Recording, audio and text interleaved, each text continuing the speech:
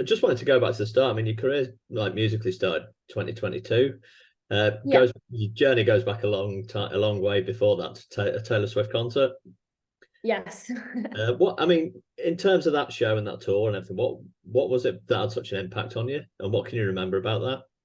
Yeah, I mean, so for starters, it was the first concert that I'd ever been to, like proper concert. So, I'd been to see musicals or I did a lot of theatre as a kid. So that was always something that I went to see. And this was my mum surprised me with concert tickets for my birthday to go Okay, and see. It must have been like my 10th or 11th birthday. I think I was 10. So yeah, it was the first time I'd ever seen anyone play live and kind of just do music and seeing someone who kind of, looked like me, I guess, up there with a guitar on the stage yeah, and looking around the O2 as well and seeing the reaction of other people was something that just blew my mind. yeah, Like, for what I didn't really probably realize at the time that, how many people you could fit in the O2. So I was sort of yeah, a bit flabbergasted by like, oh my gosh, this is huge. There's so yeah, many people. And then also just to hear the music that I loved listening to in the car on the way to school, that I'd sing with my friends and, that yeah, I'd try and cover at home, to then see that live and have that first experience was just a really special moment. And I think I sort of looked at it and, music was always something that I loved doing and writing and singing, but I never really realized, probably until that point, that was the moment I realized it can be a career and it can be yeah, your job, something that you do every day. And I think it was just super inspiring. yeah. Yeah. I mean, you touched on theatre and doing that kind of thing. I mean, a pop concert, especially somebody like Taylor Swift, is quite theatrical. I mean, did it surprise Yeah, you the impact it had on you? I mean, that kind of show. yeah, I mean, I think it did.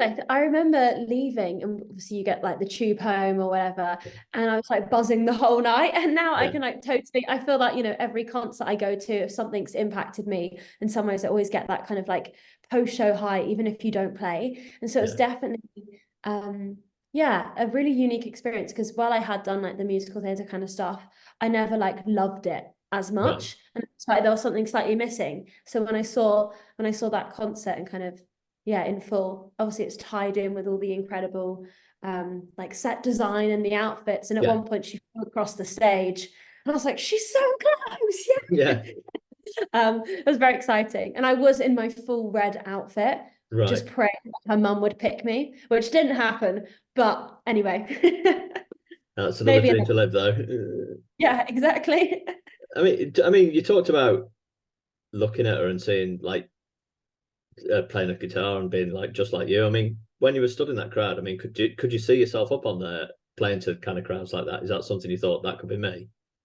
Yeah, I mean, I think that's something I've always hoped to be me, and I kind of got a little taste of that towards the end of last year with the tour I went on. But Yeah, yeah, definitely something that I kind of always dreamed of doing, and I guess kind of visualized doing. It was something, as a kid, I was always imagining that I was playing in front of that many people, and I'd be that kid who put on shows at Christmas, or if I had a friend over, I'd make all the parents watch us do a play or a show, or I'd sing right. something.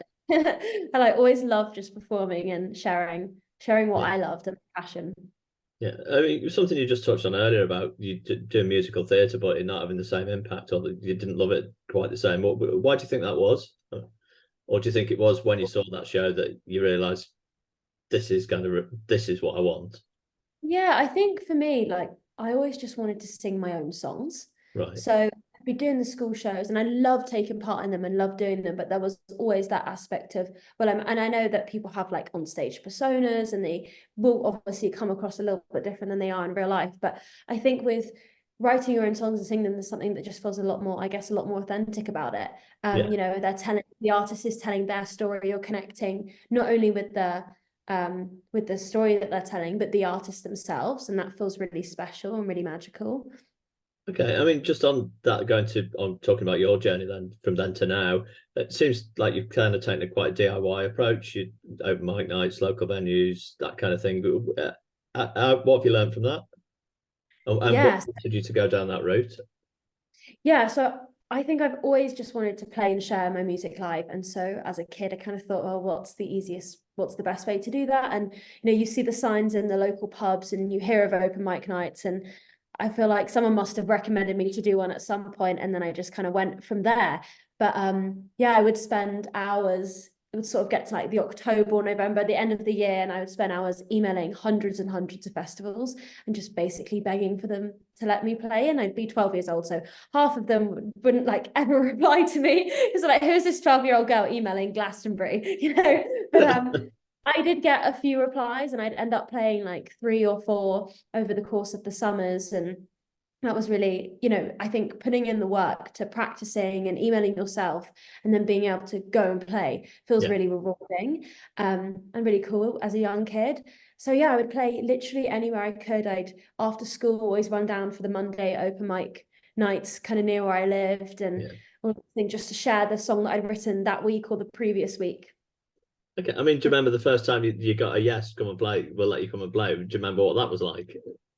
Yeah, I'm pretty sure they called me actually and asked how old I was. And there was a moment where I like sat there and I was like, oh, are they gonna let me play if I tell them so I contemplated being like, I'm 16, but I was 12 and I really looked about 10. So Right. and I remember being like, I'm 12, yeah. And they were like, yeah, we can have you on the side stage at what 10 a.m. in the morning on a Right. Friday. It was like barely anyone there, but I think it felt like, oh, I'm doing something, I'm working my way in. Yeah. And I'm each show I've played, no matter what time, no matter what stage, it's just such good experience, good learning. Every show is different.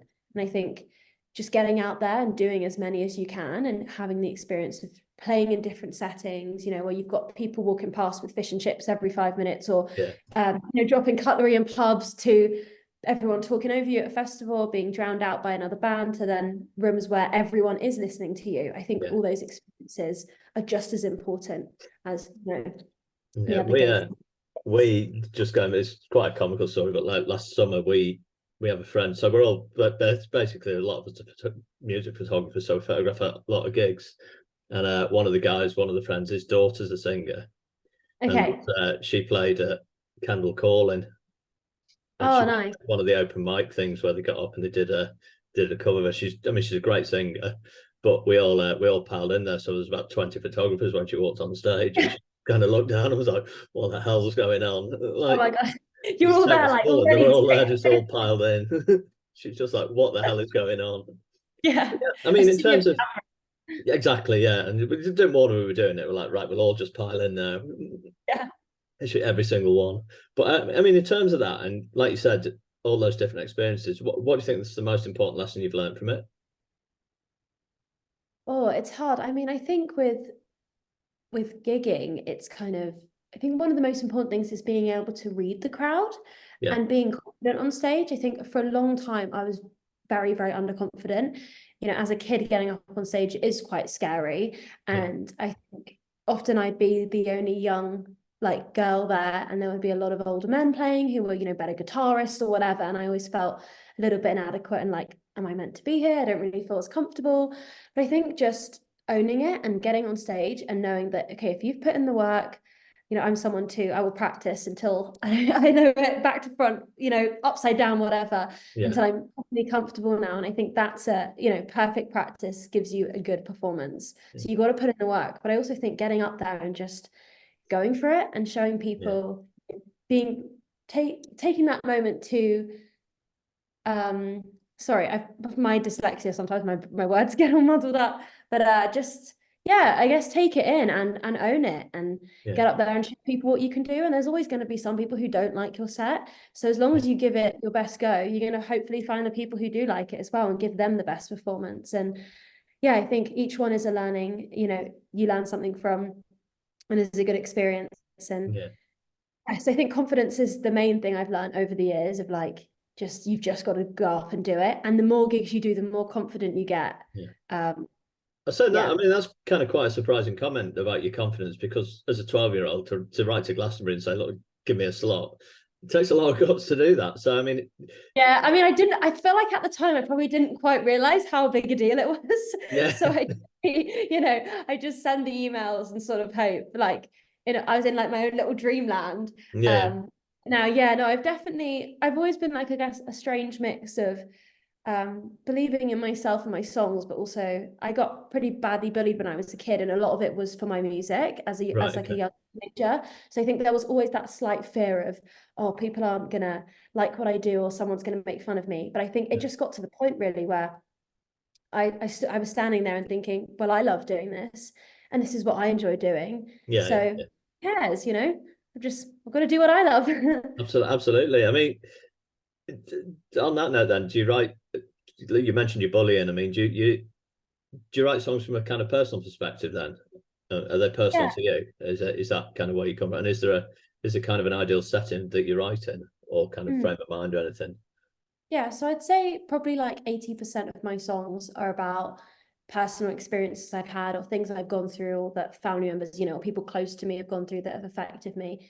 I think it's my songwriting is my number one form of therapy and the Right. best way to sort of process my emotions and make sense of my crazy mind and all of that. And I find it super therapeutic. And often I'll finish writing the song and you almost feel like you can put some of the things you've gone through or things you've thought of that have been circling your mind to rest. Yeah. And that's a special thing. And I feel very lucky that I have sort of something that I can channel that into.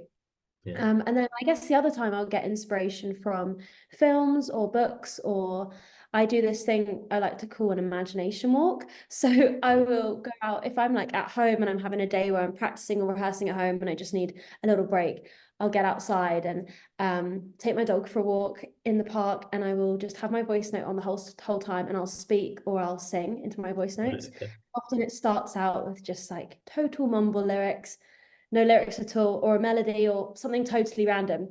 And often, I would say every time I get at least a song idea out of it, if Oh, not a brilliant. song. Yeah. And it's one of my favorite ways now to write. And that's become quite a new thing. Kind of started over lockdown when I was just desperate to get out of the house and Yeah. like find some inspiration from elsewhere. People in my local park probably think I'm a little bit insane, but I get good songs from it. And it's Yeah. yeah, it's a nice way to sort of get out your mind because often when you know I do obviously play guitar, so I will sit a lot of the time and write, just starting with the guitar and finding some chords and then melody from there. But sometimes it's nice to kind of break away from that and Yeah. have freedom of just free writing, and not being tied down by a chord progression or a tempo, and just seeing where it takes you. Okay. I mean, that on that note, then, like you said, you write from a personal place, and obviously, it's been quite helpful and inspirational for you. What do you hope somebody who listens to your music gets out of it, or read your lyrics? Yeah, I mean, I hope I just help people with whatever they're feeling. Yeah. And for me, I always like say what my songs are about and what they mean to me. But I love hearing the stories where someone has taken my song and you know, kind of read it in a different way and it's impacted them just as equally as and importantly as has impacted me, but to their situation. I think that's what's really powerful about songwriting is people Yeah. can take it um and use it to kind of from their perspective and to help them. I think I just want people to feel it. I want them to feel connected. I hope that my songwriting can be some form of comfort or release, or for example, my Yeah. song Just a Girl that came out, I think it was October now, I want to say. I can't remember. The time feels like it's flying by. But when that song came out, I was kind of a little bit nervous to put out because it's not the kind of song people often write about love, but they don't so much write about being okay being single as a Yeah. woman and, you know, in this situation. And then I was kind of interested to see what the response was going to be. But I got so many lovely messages from people my age, older, younger, saying, oh, really feel like I needed this song. And I hadn't heard someone talk about it in this way. And, you know, my family or my friends kind of sometimes make me feel embarrassed about this, but the song really helped me know that I'm not alone in this and that other people are feeling that Yeah. way. And that's really, really special to hear as a, you know, as a writer and just as a human, because often Yeah. you do feel like you're the only one going through it. And actually hearing that other people that, you know of or look up to or whatever, have experienced the same thing is really important and really helpful. Yeah. I mean, on that note, then, I mean, is there somebody that's done that? I mean, we've talked about Taylor Swift, obviously, when you were younger. Is there somebody that's kind of done that to you? Is there somebody's music that just has connected in a moment? Especially, Yeah, I mean, especially going back to when you were being bullied and that whole period was the songs you went to. yeah, I mean, there's so much music that has had such a big impact in my life. I feel like Joni Mitchell's one of those artists that is Right. just obviously she's completely timeless. Yeah. And her songs are always one that I go back to and dive into. And that album is really special to me, Blue by her. That one I would listen to loads as a kid and I've kind of taken through my teenage years and it's brought me comfort. I love my favorite song on the album is probably Little Green, which she wrote for her daughter that she gave for adoption, and that song just feels really comforting and special. And another album that really helped me through was Golden Hour by Casey Musgraves. All right, I'm a okay. big Casey Musgraves fan, and the first time I heard that song, I was kind of, I think I was 13 or 14 and going through all this stuff in school and hearing her music kind of cross genres and be really free, and each song was quite different, and I hadn't heard country music being written in that way before or being played in that way. It really opened up my mind and kind of a lot of doors, and there's a song in there called Slow Burn, which is one of my all-time favorite songs, and I think that kind of feeling of just letting things take its time and it will all work out in the end, and I'm okay with going slow, and I'm okay with getting things wrong and making a mess of things, and it will all work out. That really spoke to me. Okay, And brilliant. still Okay. Okay. Another thing then, I mean, you've talked about books and films and music. I wanted to ask about the merchandise with the camper van on the front. Is yeah. travel a big part of your life as well? I mean, just away from the music, I mean, just in general.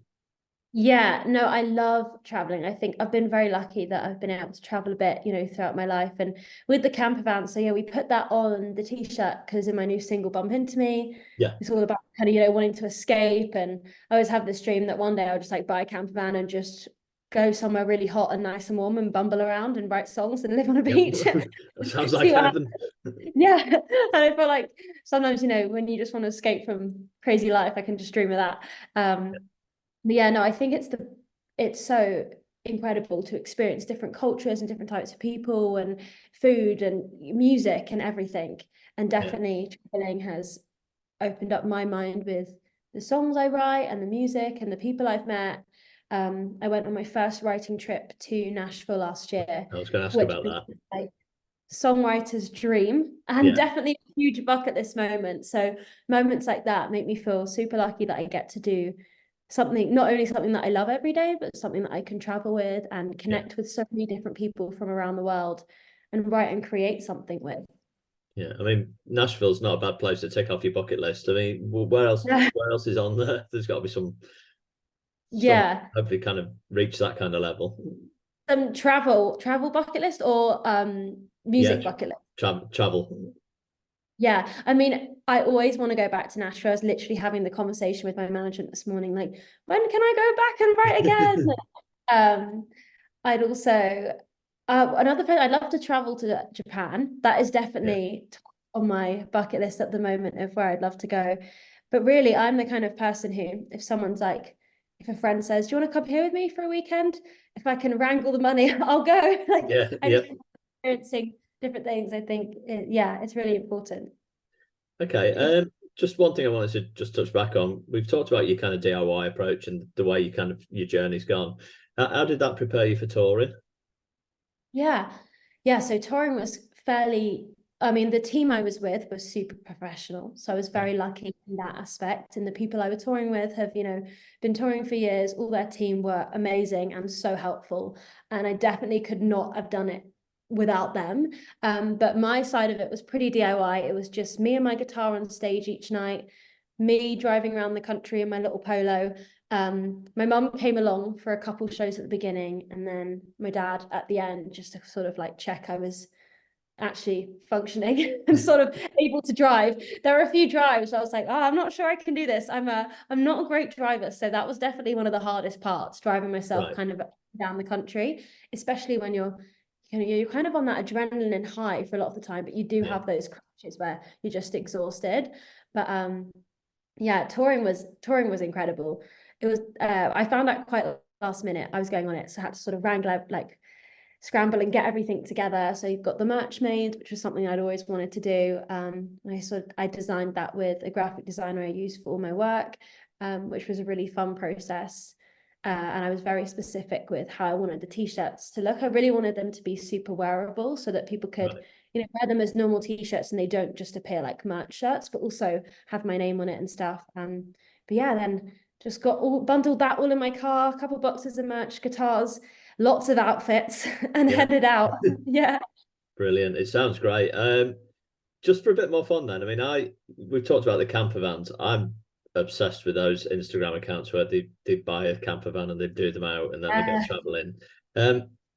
If you could do out a camper van, I mean, what would your ideal camper van kind of consist of?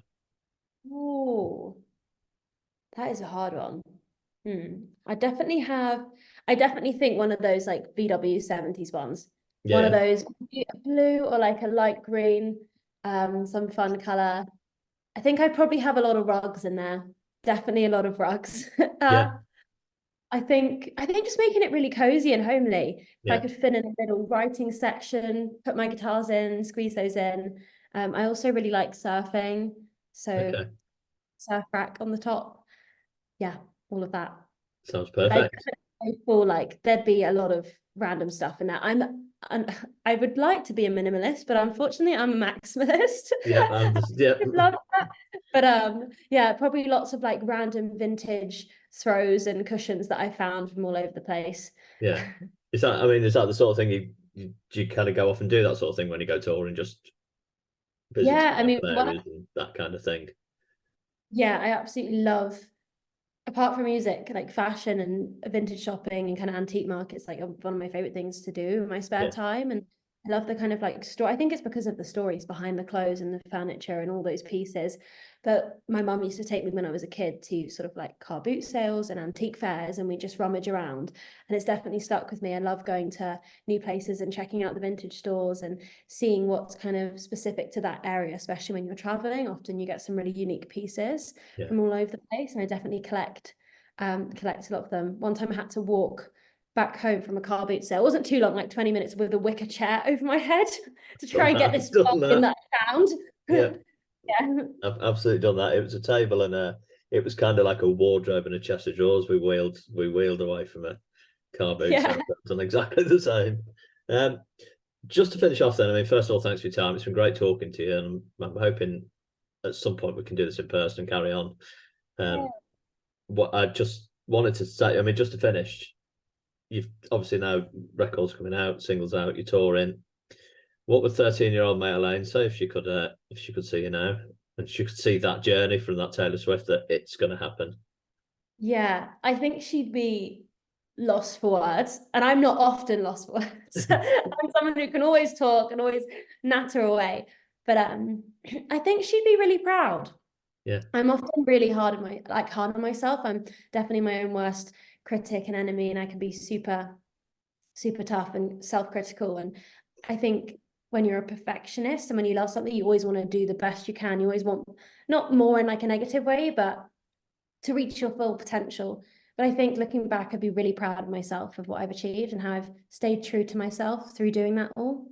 okay. And have you got a message for that 13-year-old that's in that position now? What would you say to them? Yeah, I just say to them, keep going and don't and be authentic. Do what you want to do. Take advice from other people, but ultimately at the end of the day, if you're loving it and you believe in it and you're confident in it, it will work out. You've just got to